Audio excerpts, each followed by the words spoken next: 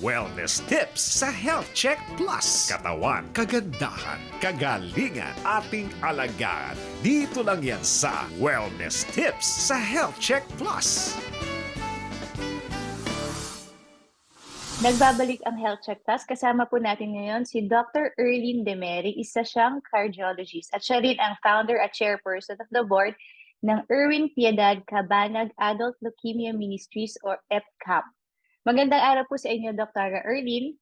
Magandang araw, Attorney Mimi. Magandang araw sa lahat na nagkikinig. Magandang araw sa inyo lahat. Opo. Doc Erlyn, baka po maganda po natin simulan ng ating pagkukwentuhan ngayong araw na to sa i-share po natin sa ating mga nakikinig at nanonood kung ano po ba ang EPCAM, Adult Leukemia Foundation of the Philippines Incorporated. Yes, salamat po, Attorney Mimi. Ang EPCAM po nabubuo kasi ito 17 years ago sa 2005, no. Ito ang isang foundation at saka parang it's the first and only pa in the country na nagbibigay tulong sa mga adults na may leukemia. So ito kasi nabuo nung ang kapatid ko ay dumaan ng leukemia, ang hirap ng journey ng leukemia. At doon ko napansin po na wala talagang support group for adult leukemia. Meron po sa child leukemia. So, nung nasawi na yung kapatid ko, doon ko naramdaman na kailangan talagang magbuo ng isang foundation sa Pilipinas para makatulong doon sa mga pasyenteng may leukemia. So, ang ibig sabihin nung EPCAM ay pangalan nga ng kapatid ko, but we seldom magnify that. It's just that it's an Adult Leukemia Foundation of the Philippines. And ministries po ang tawag namin kasi marami tayong mga services na it's really ministering to the sick. So, dati kasi memorial siya in memory of my brother, but now because madami talagang nakakita na maganda yung layunin ba, maganda yung goals and aims of the foundation. So it rapidly became a movement. So we called it from a memorial to a movement and now it's ministries. Yun po. So, Doc Erlyn, katulad po ng sabi ninyo, yung pong inyong pinakaunang, kumbaga parang ang impetus or simula po nitong organization ng EPCAM ay talagang yung personal advocacy po ninyo patungkol po sa pagpanaw po dahil sa leukemia ng inyong kapatid na incidentally, abogado rin po siya, si Attorney Erwin Piedad Cabanag. Opo. Pero katulad po na sabi niyo, napakaganda. It is more than that now. So, nung una po siya, memorial, tapos sabi niyo po, naging ministry. Tapos ngayon po, napakaganda movement na talaga siya. But yun po, makikita niyo po ba na shared rin po yung ganong kumbaga parang ganong paninimula ng mga kasama niyo sa movement na meron talagang personal po silang connection sa inyong cause? Yeah, yung iba po, iba-iba naman ang reason na sumasali yung mga nagbibigay suporta na ngayon sa foundation, no. Yung iba may kamag-anak na leukemia, yung iba wala talagang relation sa leukemia, mga kaibigan ko lang o mga pasyente ko na nakikita naman nila yung dedication at saka yung commitment ko dito sa leukemia. Kasi nga, I'm a cardiologist, parang ang layo-layo naman sa hematology, no? Pero pag ikaw pala ay tinawag ng Panginoong Diyos para gumawa ng isang ministry or isang foundation, hindi ka talaga makahindi. So yun ang nangyayari. I just had to continue doing it and talagang lumalapit lang ang mga tao para tumulong. So as I said, it really became a movement after it was a memorial, and then ngayon nga, we are really a ministry. So yung mga taong sumasama ay may may puso para sa may sakit. May puso na tumulong, whether tutulong sila para magbigay ng finances, magdo-donate sila ng pera nila, or panahon nila, or talent nila, or volunteer. Kaya sobrang volunteerism dito ang nilalabas ng foundation. Kaya it's a ministry in itself. Opo. And Doc, early na sabi niyo kasi like po sa inyo, meron po talaga mga sumasali or yun nga, nagjo-join po sa cause ninyo or ng ministry na minsan personal pero nakikita po ninyo na ngayon na dahil lumalaki siya at mas maraming tao siguro ang nakakakilala sa inyo, kahit wala silang kamag-anak na mayroong leukemia, parang from the goodness of their heart lang po and their calling, sumasama po sila sa inyong ministry. Doc Early, pero meron po talaga mga tao and organizations behind EPCAM. Baka po pwede po ninyo makwento sa amin kung ano po yung, sino-sino po yung mga tao dito at ano po yung mga organizations behind your foundation, your ministry? Well, I would say EPCAM really works by linking with other organizations, but there's really no organization that na pwede nating tawagin na yun ang nagiging base ng EPCAM. EPCAM stands alone as a non-profit organization and a non-stock organization.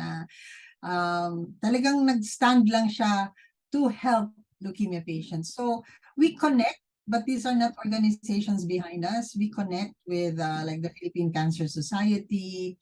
And now recently na-connect kami sa Lymphoma Philippines and sa Carewell community. Ibig sabihin, ito yung mga organizations na pareha lang naman kami ng layunin to be able to be a helping hand for patients journeying through a disease, be it lymphoma, be it leukemia. So, alam naman natin, attorney, na ang dami naman talagang movements ngayon, ang daming ministries, ang daming foundations. But if you look through it, parang hindi masyadong popular ang foundations for blood cancers. Because it's something that people dread and people think na, ay, pag naka-blood cancer ka, parang wala na talaga ata parang death sentence or something. No? So that's really the reason why nabuo yung EPCAM. Pangalawa, we try our best to make people know that there is hope. Parang naging hope-generating ministry kami na hindi naman tao ang nagbibigay ng pag-asa. No? It's really ang Panginoong Diyos. No? So we kind of help patients process their acceptance of their disease, yung acceptance na talagang pwedeng mamumulubi sa paghanap ng pera, ng dugo, ng lahat. It's really a progressive disease kasi na talagang mahirap siya na sakit. No? And talagang when it's the blood, it's really difficult. So, yun, we need to connect with people. We need to connect with organizations. But to call on one organization that is really behind us, there's none. I would really say that we just trust God for the provision for the organization and how much we can help. Kaya, actually, through this, probably, by letting people know na makakaalam sila, marami nang makakaalam na may foundation pala for adult leukemia, they could probably just call you or call us, and if they want to volunteer, maraming ways to help our fellow men who are going through leukemia. Kasi, alam mo, attorney, aside from the disease, we notice that our leukemia patients and their families also go through a lot of grief. They go through grief, syempre, they go through depression, they go through anxieties. So aside from really helping them understand their disease, we also try to help them process. So nagko-conduct kami ng mga grief seminars, counseling services, mga ganon. So it's masaya, attorney, if you would want to join us. No? That it's a place that everyone, no, kahit sinong pumasok, may maitulong talaga sa foundation. And incidentally, if you want to know, we really have tatlong arms of service, no? First is the spiritual arm, next is the medical arm, and the third is the financial arm. So in that order, no? So the spiritual arm really stands on God as the hope. Hindi naman tayo yung hope, no? We don't want patients to parang tumingin sa EPCAM na, ay, yun na yung pag-asa natin, kaya matutulungan tayo. Hindi. We try to refocus them from their disease, sa lungkot nila, sa sakit nila, at ma-focus naman nila sa Panginoong Diyos na talagang may hope talaga from Him alone. So, in our spiritual arm, meron tayong mga volunteers na dumadalaw sa mga hospitals, just to cheer up our patients, para bang, alam mo, masayang-masaya kasi yung pasyente na may dadalaw sa kanila na walang kaano-ano, pero biglang andyan, no? Magdadala ng kung ano. Eh, natigil lang ito nung pandemic kasi hindi na allowed ang ano, no, ang pagdalaw. But tinuloy namin through virtual things. So we have family huddles, yeah, meron kaming monthly na kahit Zoom, just to give the patients a venue para ma-express nila yung nararamdaman nila. Yung iba nagte-testimony, yung iba going through the disease pa, yung iba tapos na, alam mo yon. So pwede na silang magbigay ng yung parang pag-asa dun sa mga nag-umpisa pa lang. So that's entirely the spiritual arm. Meron din kaming weekly Bible studies, just to help patients understand bakit ba sila nagkaganito. Kasi majority, pwede nilang i-blame yung Panginoon, ba't sila nagkasakit, no? Many ask the question, bakit ba ako, So, masaya because you can see yung transformation nila na dati parang litong-lito sila, and then eventually they become just grateful and thankful na kahit may sakit sila. So that's the spiritual arm. The medical arm, may mga hematologists tayo dito, Attorney Mimi, na nagvo-volunteer. No? We even have 2 hematologists in the board, and si Dr. Kay Rosales is one of them, and I guess she will also guest in your show. Yeah. So siya talaga yung maka-explain ko ano ito, leukemia. No? But the medical arm would try to tutulong na maintindihan ng mga pasyente yung sakit nila. Kasi usually, Attorney Mimi, pag galing sila sa doktor nila, kala nila naintindihan nila, no? Tapos pag uwi nila sa bahay nila, parang all of a sudden, lahat parang murky na, parang hindi na nila maintindihan, parang ano ba yun? Ano ba itong sakit ko? Ano ba nangyari? So, parang we are open as a foundation for them to come, pwedeng magtanong, pwedeng tumawag, meron tayong mga volunteer hematologists. And then, aside from that, nakakabigay naman kami ng kahit kaunting tulong naman sa mga gamot nila. Nagbibigay sila ng mga protocol. Meron tayong mga budget lang kasi kaya nga, sana kung may nakikinig na gusto naman nilang tumulong financially, pupunta talaga yung pera nyo sa pagbili ng gamot para sa mga pasyente. No? And kasi ang hirap, some of them, hindi na matutuloy yung chemo nila dahil wala silang gamot. So we try as much as possible to help these patients na magkaroon naman ng konting matawid ba sa chemo nila. Okay, and then blood products. We try sana to make blood drives. So again, kung mananawagan ako sa mga nakinig, if you're a blood donor, pwede kayong magpa-register din sa amin na pag may nangangailangan ng blood type nyo, pwede kayong tawagan. So we have a starting list of donors na pwede, but sometimes hindi din available o hindi pwede. So ang nangyayari, tatawag kami ng kahit saang source of blood. It's a challenge, Attorney Mimi, but alam ko na pwede talagang matulungan yung mga pasyente sa paghanap ng blood. So that's the medical arm. And ang EPCAM is actually linked with the National Cancer Institute in Bethesda, Maryland. So open actually na path yun kung may mga gustong or mag-qualify na bone marrow transplant doon or ma-treat doon. Na-connect kasi tayo doon, Attorney Mimi, dahil yun sana ang path ng kapatid ko eh. We were about to leave for Bethesda, Maryland para sa bone marrow transplant niya, which is actually para bang the ultimate treatment for leukemia, no, or the blood cancers in general. Pero bago talaga kami nakaalis na nasawi na yung brother ko. So syempre ang tanong ko noon, bakit ba kami na-connect doon na para lang mawala yung brother ko? So doon ko nakita na siguro nga, kinonect kami doon for other people na matulungan in the future. So that's an open path. Pero kahit isa, hindi pa kami nakapadala because ang dami ding problema. There are times na nag-apply kami, hindi din nakaabot, or yung iba na na-deny ng visa. Alam mo yun, these things are really, maraming mga obstacles, but still that path is open and we hope to reopen that as well. So that's the medical arm. Now, the financial arm, ito yung parang resource mobilization arm, Attorney. Dito kami nagko-conduct ng mga fundraising events, mga kahit anong pakulo para lang maka-raise ng funds Opo. for the foundation so that somehow we can help financially. Pero although naglalaan ng budget ang foundation para sa mga pasyente financially, hindi talaga pwedeng maging dole-out foundation tayo, Attorney Mimi, no? Hindi siya pwedeng pag lumapit ka, okay, magbigay kami ng ganitong amount.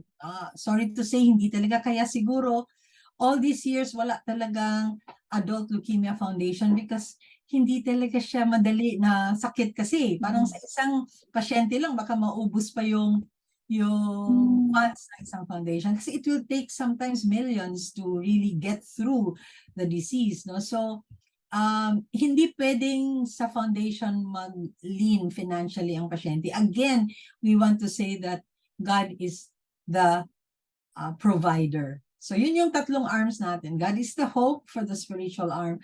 God is the healer, the medical arm. And God is the provider, the financial arm. So yun yung arms of service ng foundation, my dear attorney. Ayan po. Doc Early, napakaganda po and nabanggit niyo po kanina tungkol po doon sa mga possible po na maaaring maitulong ng mga nakikinig at nanonood na gustong makitulong po sa EPCAM bilang isang ministry. Nabanggit niyo po yung mayroon kayong kailangan niyo po siguro ng mga tao, mga volunteers katulad po ng sabi niyo na mag-join lalo na ng inyong mga sinasabing grief seminars and yun po yung explaining to the patient or someone who's suffering from leukemia kung ano talaga to. Meron po kayong mga nabanggit about syempre mga fundraising activities, blood donations, and yung po iba pang mga donors. And alam niyo po marami pong nakikinig at nanonood sa Health Check Plus. And baka po mayroon po kayong gustong iparating sa ating nakikinig at nanonood na paraan kung paano po maipaabot sa inyo ang kanilang tulong or papaano at kung meron po kayong Facebook page, ganun, paano magme-message lang po ba sila para po mapaabot sa kanila, sa inyo, sa EPCAM ang kanilang tulong? Yeah, salamat po, attorney, again. Yeah, madali lang kaming hanapin. Nasa Facebook, no? EPCAM. We also have an Instagram account. We have a website, no? But meron na talaga din tayong attorney, we have a facility we call the EPCAM House. It's at 2313th Street, New Manila. Ito talagang pwede kayong pumunta kung magdala kayo ng mga ma-donate in kind or finances, for example. Kasi dito sa EPCAM House na ito, it's being managed by our executive director, Mitch Duran, and pwede din sa kanya mag-contact.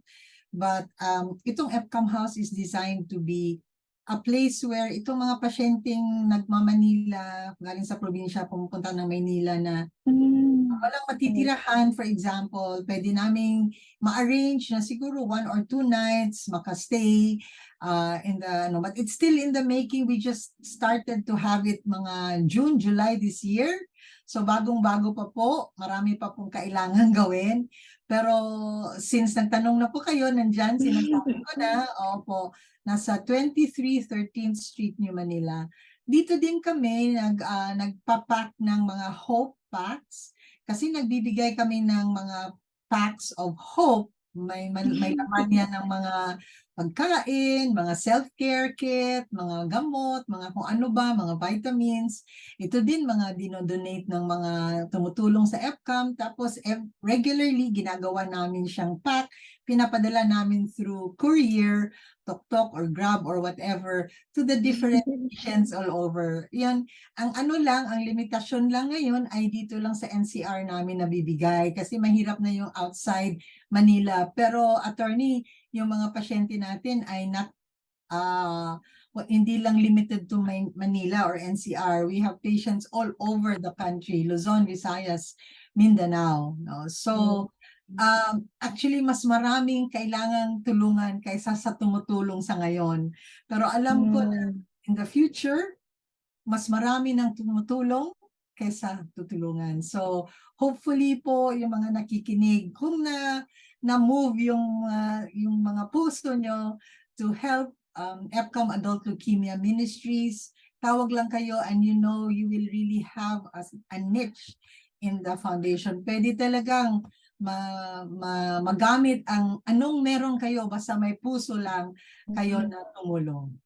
Yun po. I'm sure po marami po dyan na maantig at sasali po at tutulong sa EPCAM bilang isang para mapahati din po yung tulong sa mga adult leukemia patients. And yun po, Doc, i-flash po natin sa screen ang inyong mga Instagram, Facebook at inyong website. At nga po, sana po ay maraming bumisita sa inyo sa 13th Street sa New Manila. And Doc, yun po, napakabilis po ng ating panahon ng ating oras at siguro po bago po tayo magsara ng ating interview at napakaganda na po ng ating interview. Sana po talaga makatulong po itong interview na to para po I'm sure po nakatulong to para malaman po ng ating mga nakikinig at nanonood na there's an organization like you dedicated to helping leukemia patients, adult leukemia patients. Yun po, it's a ministry. But I hope also the program will be able to help you, your organization, para mas marami pong pumasok na help and support from yung mga ating mga kababayan dito.